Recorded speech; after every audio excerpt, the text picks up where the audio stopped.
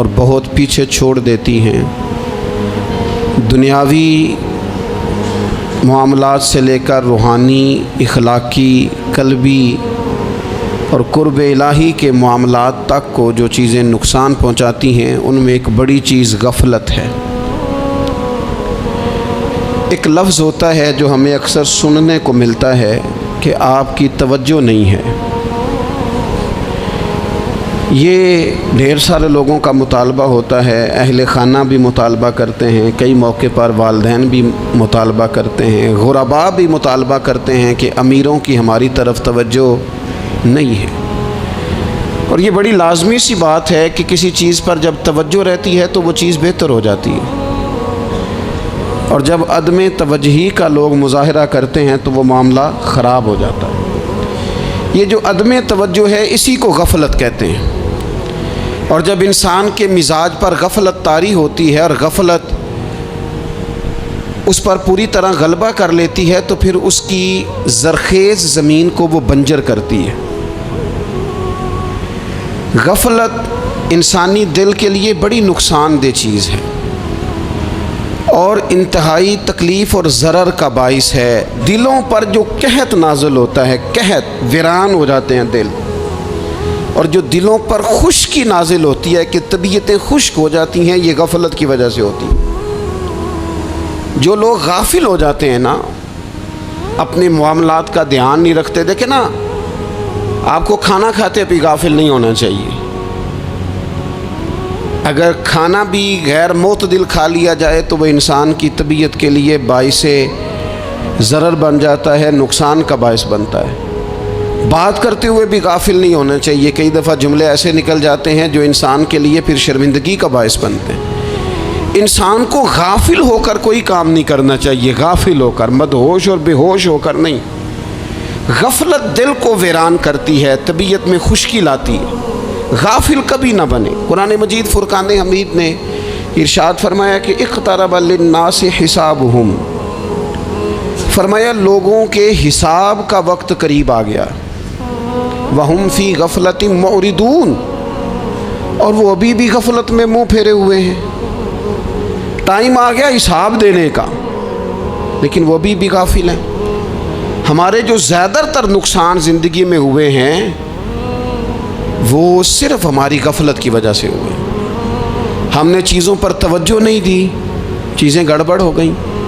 جس آدمی نے پھول لگائے ہوں، پھل لگائے ہوں، کھیتی لگائی ہو، وہ دانہ ڈال کے پانی دے کے فارغ نہیں ہو سکتا، اسے توجہ کرنی پڑتی ہے۔ اور کسی نے کہا تھا مالی جیندے ہون تو پھر بوٹے سوکھدے نہیں۔ اگر موجود ہونا ان کو سینچنے والا، رکھوالی کرنے والا، تو پھر ان کی جڑیں کبھی خشک نہیں ہوا کرتی۔ ہماری جو غفلتیں ہیں یہ بڑی ضرر کا باعث ہیں، نقصان کا باعث، اور مجبوری معاف ہوتی ہے، غفلت معاف نہیں ہوتی۔ اسکول میں پڑھتے تھے، مدرسے میں پڑھتے تھے، تو ایک مجبوری ہو گئی جی، خدا نخواستہ گھر میں کوئی پریشانی ہو گئی تو اساتذہ اس پر سزا نہیں دیتے۔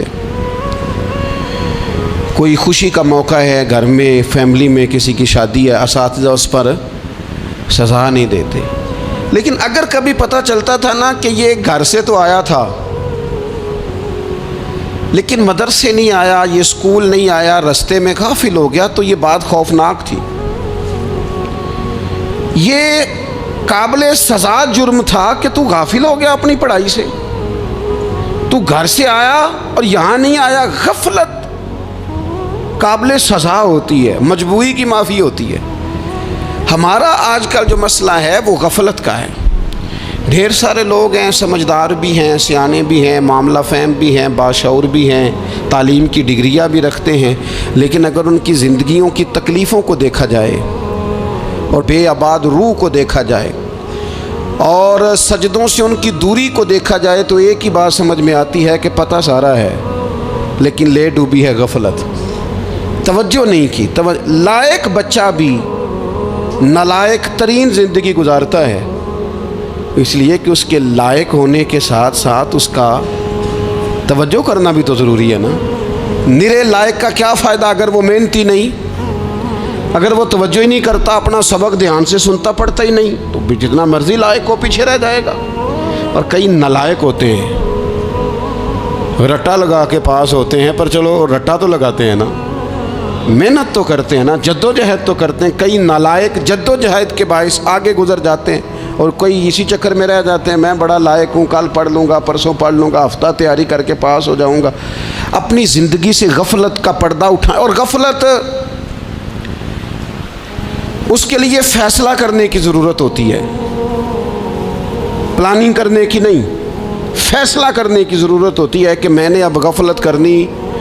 ہم نہ جب بھی کوئی پروگرام بناتے ہیں تو منصوبہ بندی شروع کر دیں، منصوبہ بندی نہ کریں، فیصلہ کریں، کہیں کہ میں نے غافل نہیں ہونا۔ غفلت غرق دنیا کا نام ہے، اپنے آپ کو غفلت سے بچائیں۔ آپ دیکھیں حضرت کعب بن مالک رضی اللہ تعالیٰ عنہ فرماتے ہیں، بخاری میں موجود ہے، فرماتے ہیں کہ جنگ میں پیچھے رہ گیا تھا، میرا خیال تھا کل چلا جاؤں گا، گھوڑے اور سواریاں میرے پاس تیز ہیں، مضبوط ہیں، پرسوں چلا جاؤں گا، تیزی سے بھاگ کے میں پہنچ جاؤں گا، میں قافلے کے ساتھ شامل ہو جاؤں گا، لیکن بس تھوڑی سستی ہو گئی، ذرا غفلت ہو گئی۔ آپ فرماتے ہیں جب سب لوگ چلے گئے حضور علیہ السلام کے ساتھ جہاد میں اور میں پیچھے رہ گیا، تو پھر جب چند دن گزر گئے اور محبوب کے واپس آنے کا ٹائم ہو گیا، تو اب میں غور کرتا سمجھتا تو مجھے مدینے میں یہاں بزدل لوگ نظر آتے، اور کون نظر آتے؟ جو منافق تھے، وہ منافق بزدل دکھائی دیتے، یا مجھے عورتیں اور بچے دکھائی دیتے۔ میں پریشان ہوا، حضور واپس آ گئے۔ جنہوں نے بہانے کیے تھے نا منافقین نے، یہ مجبوری تھی اس لیے نہیں جہاد پہ گئے، یہ جنہوں نے بہانے کیے تھے انہیں مل گئی معافی، اور میں نے سچ بولا، میں نے کہا یا رسول اللہ میں غافل ہو گیا تھا۔ اب کہتے ہیں میں نے جب کہا نا حضور سستی ہو گئی تھی، ذرا غفلت ہو گئی، تو بندہ محبوب سے ہی غافل ہو جائے،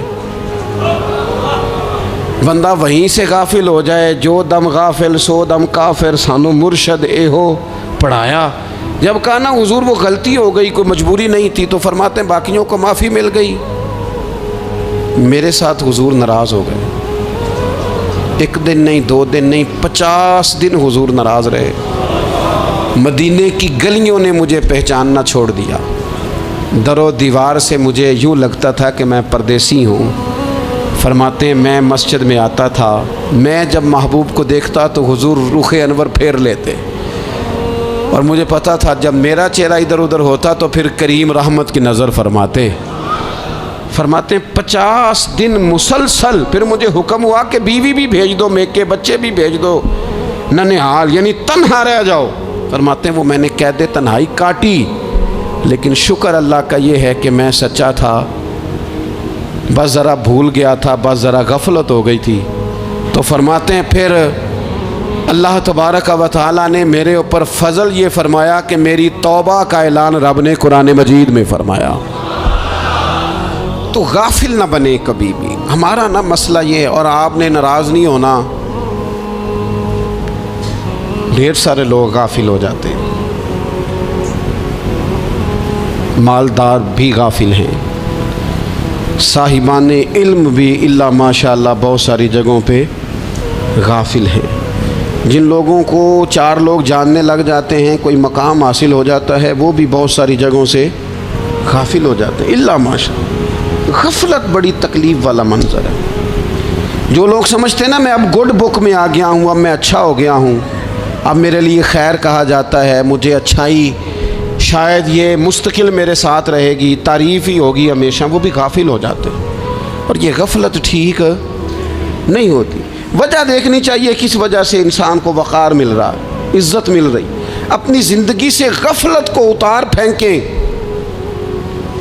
تھوڑی دیر کی تو غفلت ہوتی ہے، لمبی تو نہیں۔ 2 منٹ کے لیے صرف اس نے ڈرائیونگ کرتے ہوئے چہرہ موبائل کی طرف کیا تھا، 2 ہی تو منٹ لگے تھے۔ لمحوں نے خطا کی تھی، صدیوں نے سزا پائی۔ لمحوں نے خطا کی تھی، صدیوں نے سزا پائی۔ ایک لمحے کے لیے غافل ہوئے تھے اور صدیاں، نسلیں روتی رہ گئیں پیچھے، بچے تڑپتے رہ گئے، اہل خانہ پریشان رہ گئے، ماں باپ ساری زندگی روتے رہے، لیکن یہ 2 منٹ کے لیے، یہ غفلت جو ہے یہ بڑی تکلیف والا معاملہ. اپنی زندگی سے غفلت کو اتارنا ہے، غافل نہیں بننا، ہر وقت توجہ اور ساری باتوں پہ توجہ. بعض اوقات لوگ ایک طرف توجہ کر کے ایک طرف سے غافل ہو جاتے ہیں. نہ، توجہ ہمہ پہلو رکھنی ہے. ہمارے ذمے جتنے بھی حقوق ہیں ان سب پر توجہ، ہر چیز کا خیال. ایسا نہ ہو کہ عبادت کرتے رہ جائیں اور حقوق العباد ہم سے چھوٹ جائیں، اور حقوق العباد اتنے زیادہ ادا کریں. ایک صاحب مجھے کہنے لگے ایک دفعہ بڑے وثوق کے ساتھ کہنے لگے جی معاذ اللہ ثم نہیں جی ٹائم ملتا پھر نماز دا کی کریے، روزی کمانا بھی تو عبادت ہے نا. تو میں نے کہا آپ نے عبادت کرنا ایک حصہ قبول کیا ہے، آپ نے کل عبادت نہیں قبول کی. عبادت کل ہے، ہمہ پہلو. ایک حصہ آپ قبول کر کے نکل گئے اور باقی آپ نے چھوڑ دی. تو کسی ایک طرف سے بھی غافل نہیں ہونا. جتنی ذمہ داریاں ہیں، جتنی ڈیوٹیاں ہیں، ان سب کا خیال. اور جو بڑا آدمی ہوتا ہے، بڑا گھر میں بڑا ہو، قبیلے میں بڑا ہو، علاقے میں بڑا ہو، ادارے میں بڑا ہو، کلاس میں بڑا ہو، جو بڑا ہے اس کی تو ساری آنکھیں کھلی ہوئی ہونی چاہیے. ایک ایک پر اس کی نظر ہونی چاہیے کہ میری کہاں ضرورت ہے، کہاں مجھے اشک شوئی کرنی ہے، کس کے ساتھ میں نے کس طرح محبت کا رویہ رکھنا ہے. غافل نہ بنے. اچھا جی اب کیسے پتہ چلے گا کہ ہم غافل ہیں؟ یہ کیسے پتہ چلے گا؟ آپ کسی بندے سے بھی پوچھ لیں حالات کیا ہیں تو کہتا ہے اللہ کا شکر ہے کبھی کسی کا دل نہیں دکھایا، اللہ کا شکر ہے جی زمانہ ہو گیا 5 نمازیں پڑھتا ہوں، اللہ کا شکر ہے جی. کیسے پتہ چلے گا غافل ہے؟ پہلی علامت ہمارے علماء اور صوفیاء نے غافل بندے کی لکھی ہے. اس آئینے میں نے اور آپ نے اپنا آپ دیکھنا ہے. غافل بندے کی پہلی علامت یہ ہوتی ہے کہ وہ دنیاوی کاموں میں چست ہوتا ہے اور اللہ اور اس کے رسول کی فرما برداری میں سست ہوتا ہے. یعنی نماز کے وقت تو اسے نیند ستاتی ہے، پریشانی ہوتی ہے، لیکن اگر کسی جگہ مال مل رہا ہو، پیسے مل رہے ہوں، وہاں جانا ہو تو پھر اسے کوئی چیز بھی تنگ نہیں کر. دنیاوی کاموں میں چست ہوگا، یعنی ٹی وی کے آگے، موبائل کے آگے وہ گھنٹوں بیٹھا ہوا ہے. اور اگر اسے 25 منٹ قرآن پاک سننا پڑ جائے، اگر اسے 20 منٹ دینی محفل میں بیٹھنا پڑ جائے، اگر اسے کہا جائے کہ تو 20 رکعت نماز نفل ادا کر، دنیاوی کاموں میں چست ہے، دینی کاموں میں، یہ غفلت کی پہلی علامت. پھر ذاتی معاملات پہ پیسہ خرچ کرنا ہو تو ڈھیر سارا ہے، کسی غریب کی مدد کرنی ہو تو. وہ ہمارے ایک دوست ہیں، وہ اکثر کہا کرتے ہیں، وہ کہتے ہیں آج کل کسی سے کہنا فلائی کام میں، دینی کام میں، کسی کی مدد میں کچھ 4 پیسے خرچ کرنے ہیں تو لوگ کہتے ہیں ہاتھ تنگ ہے. ہاں کوئی سستا پلاٹ ملتا ہو نا، اور اگر یہ سمجھ آ جائے کہ وہ مجبور ہے بیچارہ بیچنے والا، تو پھر کہتے ہیں میں 2-3 دوستوں کو پھاڑ لے سن. ذاتی کاموں میں جب بندہ چست ہو اور دینی کاموں میں سست ہو تو مطلب یہ ہے کہ بندہ غافل ہے. پہلی علامت غفلت کی. اور غفلت کی دوسری نشانی یہ ہے کہ انسان گناہ کے کاموں کو معمولی سمجھنے لگ جاتا ہے. یہ غافل بندے کی نشانی ہے. گناہ کو معمولی سمجھتا ہے، چھوٹا سمجھتا ہے. آج کل لوگ کہتے نہیں میں کو اکیلا کر رہا ہوں، ساری دنیا ہی کرتی ہے. وہ جناب کیا ہو گیا، اگر یہ غلطی ہو گئی تو بندے سے ہو ہی جاتا ہے. گناہ کو معمولی سمجھنا، چھوٹا سمجھنا اور کہنا پھر کیا ہو گیا ہے، انسان سے غلطی ہو جاتی ہے. آپ دیکھ لیں کہ سینکڑوں بیسیوں گناہوں کا بوجھ ہمارے سروں پہ ہوتا ہے، لیکن کوئی ہمارا دبدبہ ہے، کوئی ہماری گفتگو ہے، کوئی ہمارے جملوں میں خود پسندی ہے، کوئی ریاکاری ہے، کوئی تصنع ہے. یہ غافل بندے کی علامت ہے. نبی اکرم صلی اللہ تعالیٰ علیہ وآلہ وسلم نے فرمایا مومن اپنے گناہوں کو پہاڑ کی طرح سمجھتا ہے. یہ بخاری میں حدیث ہے. مومن پہاڑ کی طرح جانتا ہے اور وہ ڈرتا ہے کہ کہیں وہ پہاڑ اس کے اوپر گر نہ جائے، یعنی کہیں مجھے میرے گناہ کی سزا نہ مل جائے. چھوٹے گناہ کو بھی پہاڑ جانتا ہے، یار مجھ سے غلطی ہو گئی، مجھے ٹھیک کر لینی چاہیے، مجھے معافی لے لینی چاہیے، مجھے توبہ کر لینی چاہیے. مومن اپنے اوپر گناہ کو پہاڑ کی جانب سمجھتا ہے. اور حضور علیہ الصلوۃ والسلام فرماتے ہیں کہ یہ جو فاسق اور فاجر ہوتا ہے نا، اللہ کا نافرمان، یہ گناہ کو مکھی کی طرح سمجھتا ہے. یہ سمجھتا ہے میں نے اشارہ کرنا ہے، مکھی نے اڑ جانا ہے. مومن کی علامت یہ ہے کہ وہ پہاڑ جانتا ہے اگر غلطی ہو جائے تو پہاڑ. امام اعظم ابو حنیفہ رحمۃ اللہ علیہ گزر رہے تھے تو بارش ہو گئی تھی اور کوفہ میں کیچڑ تھا، تو آپ نے جو جوتے پہنے ہوئے تھے ان جوتوں سے چلتے ہوئے نا آپ کے پاؤں سے کچھ مٹی اڑی، تو سامنے ایک یہودی تھا، اب اس زمانے میں دیواریں کچی ہوتی تھیں، اس کے دیوار پر جا کے وہ مٹی جو تھی وہ لگ گئی. اب امام صاحب بڑے پریشان ہوئے کہ میں نے اس کی دیوار کو آلودہ کر دیا. یہاں تو لوگ اپنی اینٹیں رکھتے رکھتے کئیوں کی دیواریں توڑ ہی دیتے ہیں، اور پھر وہ اس پر ماننے کو بھی تیار نہیں ہوتے، تسلیم کرنے کو بھی تیار نہیں ہوتے. وہ کہتے ہیں پھر کیا ہو گیا، اب ہمارا یہاں گھر ہے تو ہم نے ٹرالی منگوانی نہیں تھی، ہمارا حق بنتا تھا. امام صاحب کے پیروں سے ذرا کیچڑ اڑا، یہودی کی دیوار پہ لگا، اس کی کچی دیوار تھی. امام صاحب پریشان ہو گئے، سوچنے لگے کہ اگر میں دیوار سے یہ کیچڑ اتارتا نہیں تو یہ بھی زیادتی ہے، میں نے اس کی دیوار کو گدلا کر دیا، اور اگر میں اتارتا ہوں تو کچھ مٹی اس کی دیوار کی بھی اتر جائے گی، کچی دیوار ہے، یہ بھی زیادتی ہے. مومن گناہ کو پہاڑ کی طرح سمجھتا ہے کہ کہیں گر نہ جائے، اس کی بھی کہیں سزا نہ مل جائے. امام صاحب نے اس کے دروازے پہ دستک دی، وہ باہر آیا تو اتفاق سے وہ آپ کا مقروض بھی تھا، اس نے پیسے دینے تھے. باہر نکلتے ہی کہنے لگا اوہ آپ تو قرض لینے آ گئے، میرے پاس تو ابھی گنجائش نہیں ادا کرنے کی. تو امام صاحب کہنے لگے تو قرض چھوڑ، وہ میں نے معاف کیا، میرے سے غلطی ہو گئی ہے. میں آ رہا تھا، لکڑی کے جوتے اس زمانے میں کھڑاؤں لوگوں نے پہنے ہوتے تھے، کہا وہ میرے پیروں سے ذرا کیچڑ اڑا ہے، تیری دیوار پہ لگ گیا ہے. اب میں بڑی دیر سے کھڑا سوچ رہا ہوں کہ اگر میں تیری دیوار صاف نہ کروں تو میں نے یہ میلی کر دی، گدلی کر دی، یہ بھی بات درست نہیں ہے، زیادتی. اور اگر میں اسے صاف کرتا ہوں کچی دیوار سے کچھ مٹی اتر جائے گی تو یہ بھی زیادتی ہے. اب تو بتا میں کیا کروں. تو بے موسمہ پھل تھا نا یہ، تو بے موسمہ پھل دیکھ کے بندہ حیران ہو جاتا ہے. جو باتیں روٹین میں نہ ہو رہی ہوں وہ ذرا انوکھی لگتی ہے، بندہ حیران ہو گیا. غور سے امام صاحب کا چہرہ دیکھنے لگا، غور سے چہرہ دیکھنے لگا. تو پھر تھوڑی دیر سوچنے کے بعد کہنے لگا حضور پہلے میں نے دین اسلام کے بارے میں پڑھا اور سنا تھا، آج میں نے دین دیکھا ہے. پہلے میں نے سنا تھا کہ دین اسلام اس طرح کا ہے، آج میں نے دین.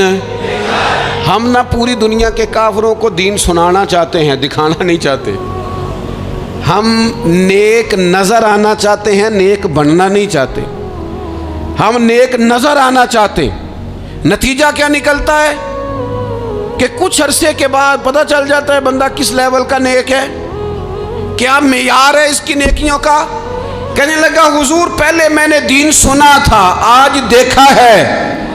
آپ وہ مٹی کی دیوار پر جو کیچڑ لگ گیا ہے، دیوار کو بعد میں صاف کیجئے گا، پہلے کلمہ پڑھائیں تاکہ میرے اندر کا کفر صاف ہو جائے، اب مجھے مسلمان کر دیں. تو غافل آدمی جو ہوتا ہے نا وہ پھر تیسری بات،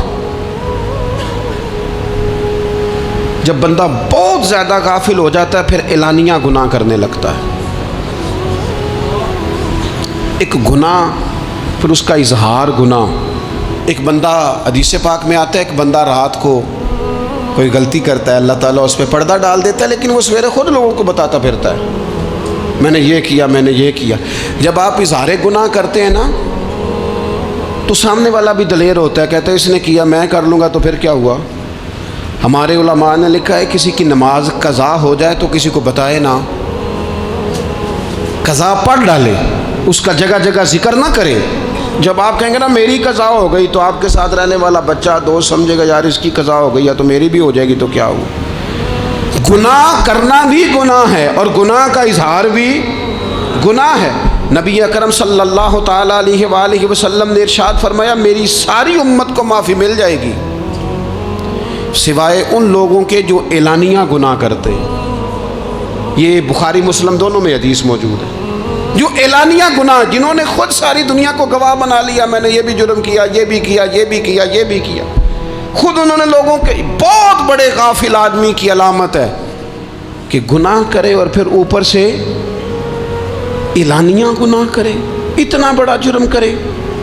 پھر چوتھی علامت اگر ہم دیکھنا چاہیں کہ ہم غافل تو نہیں، تو غافل بندے کی چوتھی علامت یہ ہوتی ہے کہ وہ فضول کاموں میں وقت بڑا ضائع کرتا ہے.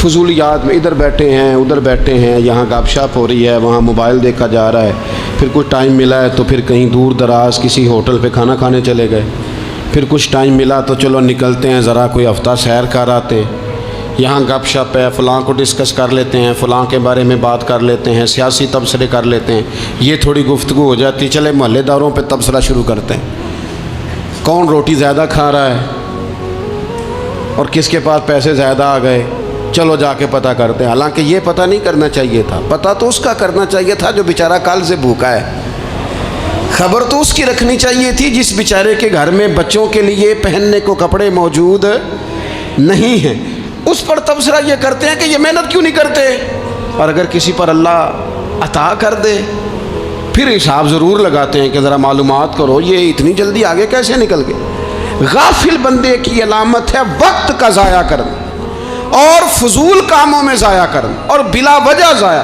اور ایسے سوالات کرنا جن کی ضرورت ہی کوئی نہیں، بالکل ضرورت ہی نہیں، کوئی مطلب ہی نہیں، لیکن ہم لوگ وقت ضائع، یہ غفلت کی علامت، غفلت۔ اللہ والوں کی علامت کیا تھی؟ ایک بات انہوں نے زندگی میں لے لی، سیکھ لی، پھر ساری زندگی اسی پہ گزار دی۔ ان کا ارادہ تھا نا کشکول سیدھا کیا۔ کچھ لوگ ساری زندگی لیکچر قبول لے کے سن کے پھر بھی سمجھنے کو تیار، یہ غافل دل کی علامت ہے۔ اس لیے نبی پاک صلی اللہ تعالیٰ علیہ وسلم نے فرمایا دو نعمتیں ایسی ہیں جن میں اکثر لوگ غفلت میں ہیں، ایک صحت اور دوسری فراغت۔ لوگ بلا وجہ وقت ضائع کرتے ہیں۔ اللہ نے صحت دی ہے، کسی خیر کے کام میں لگائیں۔ اگر آپ کے پاس فارغ وقت ہے تو قرآن پاک کو یاد کریں، ترجمہ اور تفسیر سے پڑھیں، محبوب پاک علیہ السلام کی احادیث کو یاد کریں، اللہ والوں کی باتیں سنیں۔ وقت ملے تو عبادات میں لگائیں، نوافل میں لگائیں، تلاوت میں لگائیں، ذکر اذکار میں لگائیں، اور پھر اللہ مزید توفیق عطا کرے تو کسی کے بھلے میں وقت لگائیں، گلی سے کوئی کانٹا اٹھائیں، کوئی روڑا اٹھائیں، کوئی کسی کی مدد کریں۔ لیکن یہ غافل ہونے کی علامت ہے کہ اپنے وقت کو ضائع کرنا۔ اور پھر اسی طرح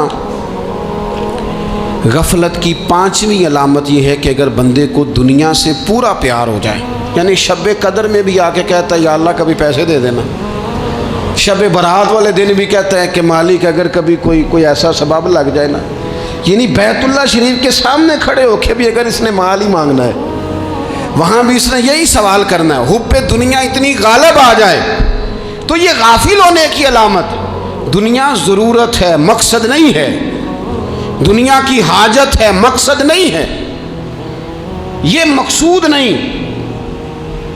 اور جب لوگ فقط دنیا کے مال کو، دولت کو، نبی پاک علیہ السلام نے فرمایا وہ لعنتی ہے جو درہم اور دینار کا بندہ بن گیا ہے،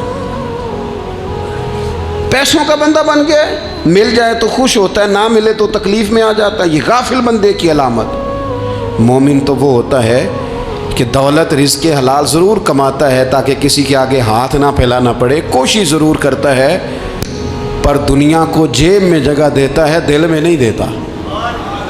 اس کی جگہ جہاں ہے اسے وہاں رکھتا ہے، اسے دل میں جگہ، دل تو ایک ہے، اس میں رب رسول کو بسائیں گے یا کسی اور کو بسائیں گے؟